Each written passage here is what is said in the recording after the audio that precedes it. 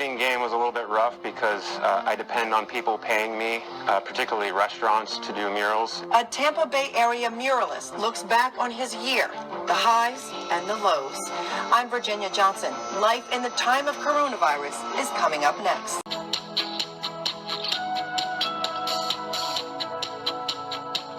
Every week for the last year, our very own Virginia Johnson has talked to people from all walks of life, finding a way through life in the time of coronavirus.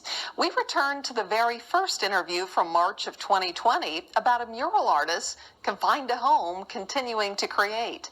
Matt McAllister talks to us again about this year's journey. So the scene, what I wanted to do is capture some of the old retro vintage styling of the Roaring 20s. My name is Matt McAllister, and I'm a professional mural artist. So we're in Sarasota, Florida. This is the Villa Serena Inn. This building was built in 1926, and it's currently Sarasota's oldest still functioning inn. So 1 year ago is basically when the pandemic kind of picked up full force.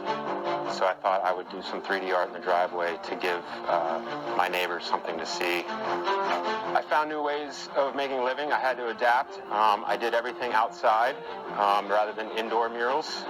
And the driveway art for kids' birthdays. My career was slow up until about I'd say June or July.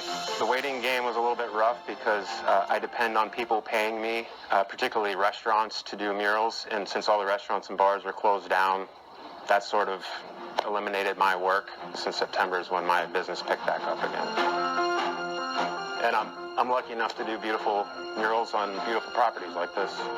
Creating art on this particular building was an honor because this is on the list of National Historic Places. So adding my own touch into something that's as old and historic as this was probably one of my favorite canvases so far.